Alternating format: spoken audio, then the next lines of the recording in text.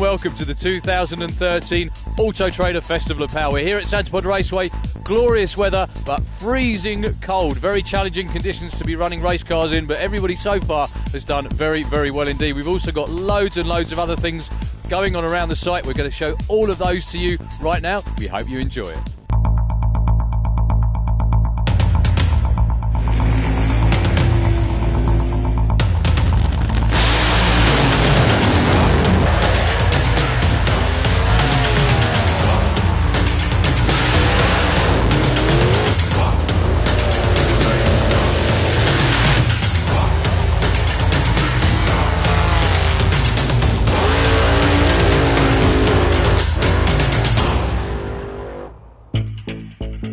Well, there might have been snow on the ground, but the action on the track was hotter than ever. We have jet cars, a rocket bike, top fuel dragsters, pro mods, and all your favourite sportsman classes. Plus, there's the brand new Nitro Funny Car Challenge, which is covered in its own webcast. And of course, there was just as much to see away from the track all weekend long, with hovercrafts, stunt cars and bikes, aerobatic displays, and so much more. We've got highlights of the entire event, and also we'll be taking a look at a couple of drag racing classes in detail. And where better to start than a brand new visitor to Santipod? It's Gerd Habermann, all the way from Germany, and his awesome jet car. This is the first outing for everybody on the brand new surface, and the plan is for Gerd to race side by side with Martin Hill in Fire Force later on in the day. So the crew from Germany lowering the body on the Dragon Hunter. This car is very famous indeed in Germany. Normally runs at the night show in the Hockenheimring. But come over to Santipod for this weekend, like I said before, to hopefully race side by side with Martin Hill. First time for nearly 10 years we've seen that at Santipod Raceway. So this is one of Gerd's earlier quarter-mile runs. I think he's going to face a bit of a tough task though, because this car isn't quite as quick and fast as the Fire Force, so it should be really interesting to see how that one develops.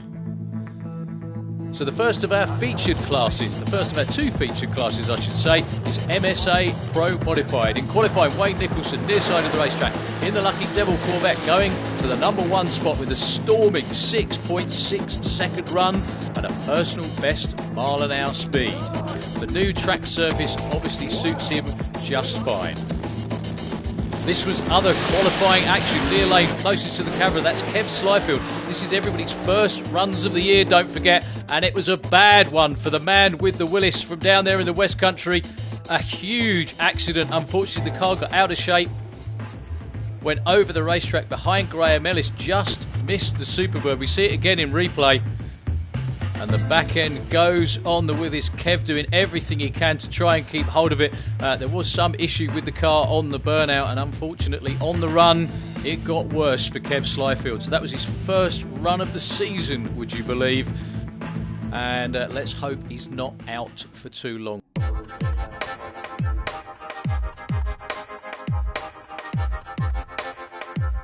So a few views of the other things that are going on over the Festival of Power weekend. Loads to see and do.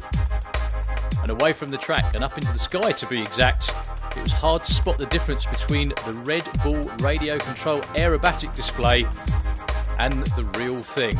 There it is there. That is actually a scale model. Well, that's Super Street bike racer Steve Venables watching as daughter Gemma competes in 850 bike. Super Street Bike is the second of our featured classes, and here is Steve Venables. I've managed to get down to 741 and 197 mile an hour in these cold conditions, so yeah, not bad at all. Considering the suspension's not unloading at all now, it's been cold, I believe you'll see figures around 205, 206 come the main event. It's so smooth. Well, the way they're running, we may even see them this weekend. Steve Venables in the near lane, up against Steve Wood. This is round one action. And Steve Venables, with an almost flawless run, takes the win through to the semis and runs his first ever 200 miles an hour run in a 7.2 elapsed time. Far lane, Thomas Granick, and near lane, Graham Dance, the Super Street bike riders that could get hold of the racetrack this weekend, were running very fast indeed. And And Thomas Granicke was one of those. 761, 189 miles an hour in what is virtually freezing conditions. So Steve Venable's teammate in the near lane, Graham Bouchin, going up against Gary Bowe in round 1 Super Street Bike action still. You can still see the snow on the ground next to the sign. And it is Graham Bouchin, Steve Venable's teammate, taking a win with a 7.68 second run. Looks like 7s are cheap in this round 1 action. Near lane, Danny Cockrell from the UK up against Peter Granicke. That's the other one from Germany. And Dan takes the win, 7.73, 182 miles an hour. Everybody getting a hold of the racetrack really well. And of course, you never know who or what you're going to bump into at the Auto Trader Festival of Power here at Santa Pod Raceway.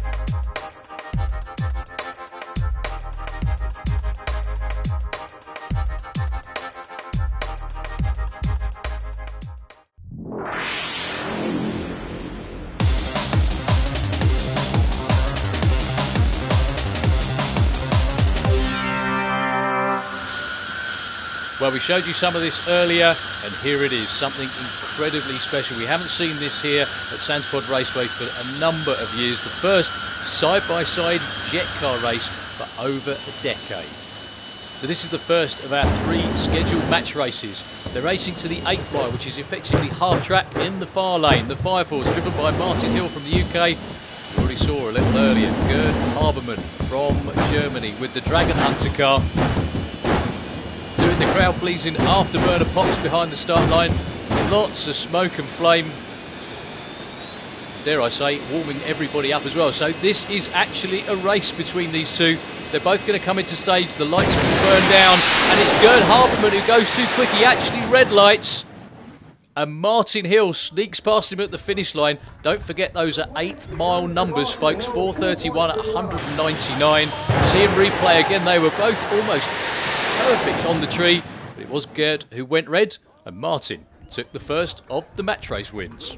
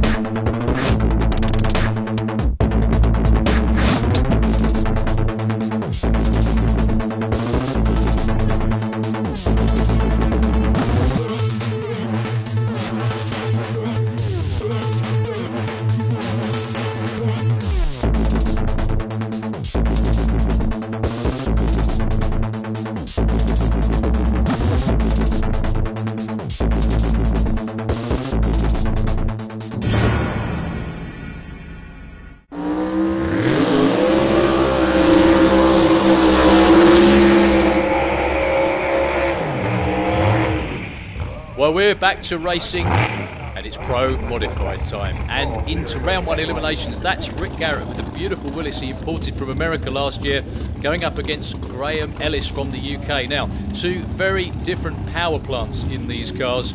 Graham is a twin turbo car. Rick Garrett's is a nitrous engine. The track is really, really cold for this round 1 elimination run. Graham Ellis getting way out of shape at the top end and just goes over the centre line, takes out the cones. Even though the wind light's in his lane, that knocks him out of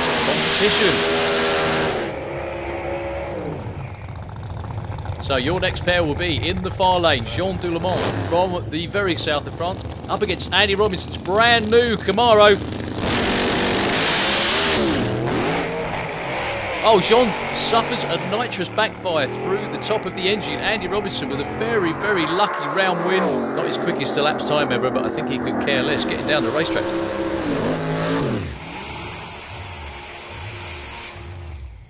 So, moving into the semis, we didn't see his round 1 elimination run.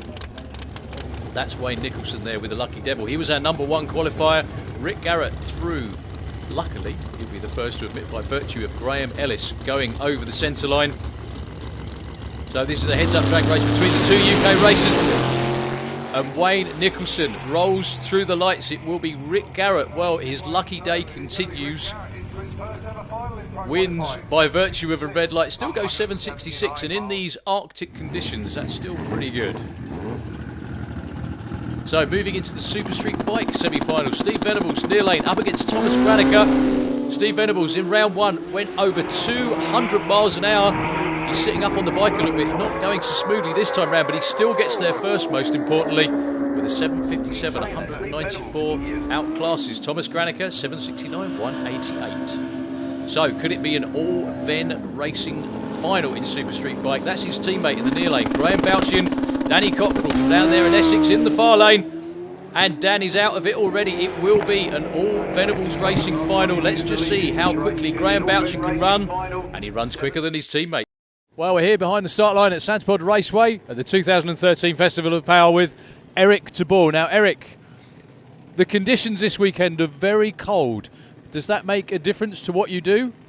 Yeah, of course, the condition is not for the rocket, but we make what I can do. But the problem is when it's very cold, the reaction on the catalyst pack is very bad. And we have not, I think I use 20% of the powers. And this event, it's strange for me because we make a very big modification this year with a new nozzle setup, and I would like to try the difference to go quicker of before when I run 5.1.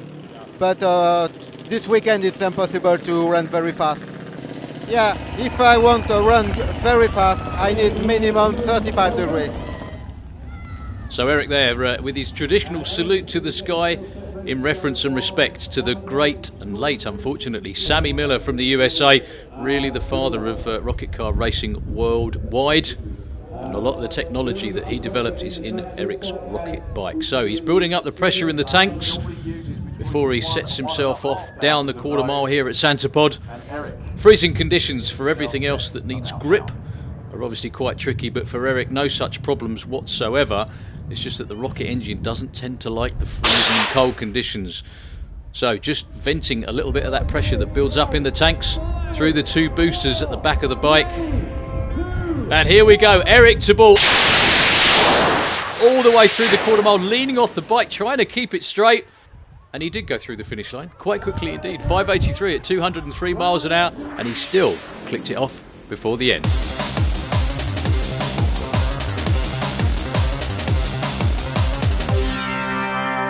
We're here in the staging lanes with Gert Habermann, one of the two-car team that have been match racing here this weekend. Gert, your first time here at Santipod with your own car. First of all, how are you finding it with the jet car? It's very fine. I like it. The weather is good. Good for jet motors, and I like to run against Martin. So I hope, we get a good show and a good run, good times. It was a very good show yesterday as well. Now, you really treated it like a race, didn't you? Because you only just red lit. Were you really trying hard? Yeah, that's my job, track racing. And on the starting line, you win or you lose the race. So what's it like actually having a car in the other lane in your jet car to race against you? You used it with your other race car, but with this, what's it like? Yeah, it feels good. So boom, boom, boom, boom. You hear the other one, and it's very, very good feeling, and I like it. So I hope we can do this in the future. Well, Martin yesterday saw the first side-by-side jet car runs in this country for quite some time. It was incredibly exciting to watch and really good fun. What was it like in the car? I think it made a nice change. We had some competition in the other lane. It was nice to get on the lights and just see what we can do. Well, the good thing is as well, I mean, keeping our fingers crossed for future reference as well, that we may see more of this sort of thing in the future. That's something you'd like to see? I think so. I think, what we're doing, we're taking tentative steps, just running over the 8th mile, but some confidence back into things, and then over the next year or something, progress it up to 1,000 foot, and then probably run full quarters eventually and produce more cars wanting to race. Well, that huge fog bank over the starting line is not because the clouds rolled in, it's because the jet cars have rolled round for the last of their 3 scheduled match races. Martin Hill has already won the first 2, so this is a little bit for pride. Germany against the UK. As you can see, the house car at Santipod Raceway there, going up against the Dragon Hunter. From Germany, can Gerd claw one back for the German fans here at Santipod, or will it be a complete whitewash? Well, it's a green light drag race. Martin Hill absolutely demolishes his opponent this time round. Once again, a 3-0 drubbing, 408, 210 miles an hour, much quicker than he went earlier in the day.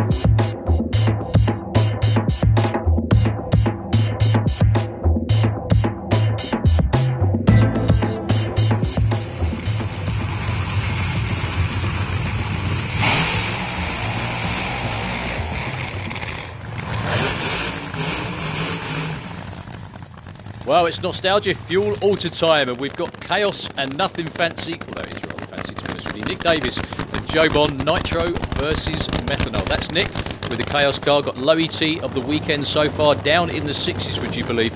Unbelievably difficult to get Nitro cars down the racetrack in freezing cold conditions. We can't say just how cold it was. With the wind chill, it was actually minus for most of it. So Joe Bond in the far lane with the methanol-powered car.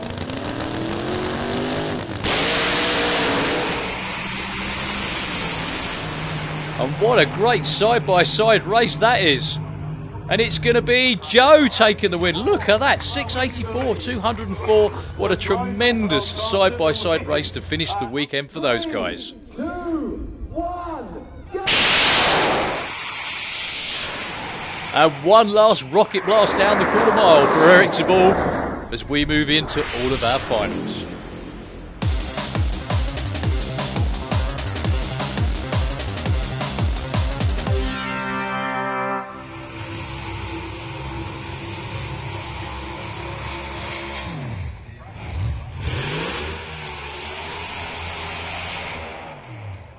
Well, here we go with the final of Pro Modified. The luckiest man on the property, that's Rick Garrett, by virtue of a centreline crossing and a red light. He's in his first ever Pro Modified final. Up against Andy Robinson, the chassis builder from Hampshire, with a brand spanking new this weekend Chevy Camaro with a supercharged engine on board. Well, Andy spins the tyres off the line. Rick Garrett, no such problems at all. Motors on down the Auto Glim lane and takes the win with his first 6 of the weekend at 6.98. So, Super Street Bike final, all men racing. Far lane, it's Graham Bouchy, near lane Steve Venables, and it looks already like Steve is in the lead, but just how close was that? Steve takes the win, 7.30. Unbelievably quick for these conditions. Well, sticking with 2 wheels, this is the 950 bike final. Trying to run as quick as you can, but no quicker than 950. And in the near lane, it's Dave Smart up against Andy Burfitt. And unfortunately for Dave Smart, he goes too quick for the 950. Man in the other lane. So we move on with the 850 bike final. Same thing, but for 850 instead. Jake Michelle near lane takes the win by virtue of Martin Wilson breaking out, going way too quick for 850 there. Okay, junior drag bike, yes. Kids bike classes as well. This is a dial-in class where they choose what they want to run and try and run as close to it as they possibly can. Near lane is Lewis Davis up against Scott Collier, 2 families with great motorbike drag racing history, and it's Lewis Davis taking the win there. So we have Sportsman ET as well. Near lane, Craig Wright, your champion from last year, up against Nick Hale. Now once again they choose the times that they want to run and try and get as close as they can without breaking out, and obviously going across the finish line first. And the man that did the best job of that this time round was Craig Wright, taking the win with the little Civic. Next last, VW Pro, far lane, Matt Atwood. Another dial-in class where they choose their number, up against James Hodson, and James a bit too way far behind I think that time. Wisely, Matt Atwood backs out of it, goes 11.58 and takes the trophy. VW Pro. So this is VW Sportsman. Yes, that is a road standard Golf in the near lane. It's being driven by James London. In the far lane is Dean Clackworthy with the Beetle. They do choose their own times, as I've said before. And who does the best job? It's Dean Clackworthy in the far lane with the Beetle. Does break out, but by the lead. This is the final in competition bike. Liz McCarthy, the lady, doing very, very well this weekend, down in the 7s all the time, up against Phil Lemon. It's ladies first this time round. Liz takes the win in comp bike. Okay, funny bike, Stu Crane up against Stefan Schmidt, and Stu Crane making no mistake whatsoever. Awesome run down the Auto Glim lane in the 7s too. Pro Stock bike final. Near lane, Mark Smith. Far lane, Lenny Paget. In a great side-by-side race, it is Mark Smith taking the win with a 7.69.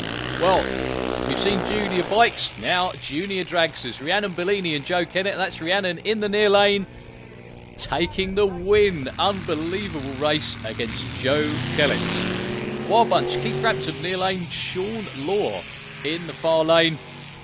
Again, this is dial-in racing, folks. going towards the finish line, it will be the man on the far side of the racetrack, Sean Law, taking a very well-deserved win. Pro ET final, near lane, Simon Innes up against Keith Herbert. Again, dial-in drag racing, that's the numbers that you see on the board at the finish line, but the man doing the better job that time round was Keith Herbert. Supercomp, which is 8.90, so it's heads up, meaning they both leave when the tree goes green, but no quicker than 8.90, and it is the man in the dragster. Paul Brown took that one. Our next final, Super Street, Mark Watkins in the near lane with that really cool looking little Datsun up against the Camaro of Harrison Brown, looking for 1090s. The man that does the best job is Harrison Brown. Super Gas, we step up 190 class to the next one. This is 990. John Morton near lane. Mark White on the far side of the racetrack, way out in front. It was an ill-gotten gain. He went too quick, way under the 990 index. It was John Morton taking the win. This is Top Speed Automotive Street Eliminator. These are street cars, folks. They even go on a cruise and the win to the Mustang with the parachutes out. It's a street car, honestly. 803, 187 miles an hour. Well done to him, and he wasn't losing out there. This is your final in Super Pro ET, the quickest of all our dialing classes, and it was the man in the near lane, Pete Walters, taking the win by virtue of Scott Hauser's red light on the far side. So that was it, folks, the 2013 Auto Trader Festival of Power here at Santa Pod Raceway. 3 days of entertainment for all the family. We'll be back here at Santa Pod for the FIA main event in just a few short weeks. It's going to be a big one, so see you then.